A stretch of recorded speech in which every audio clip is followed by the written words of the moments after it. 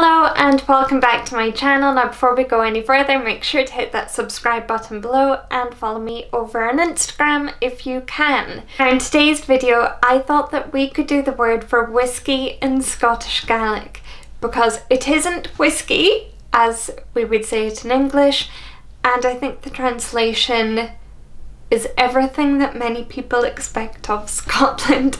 So the word for whiskey in Scottish Gaelic is Uisge Beatha.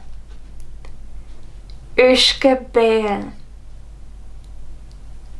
Uisge Beatha. The word Uisge translates into water.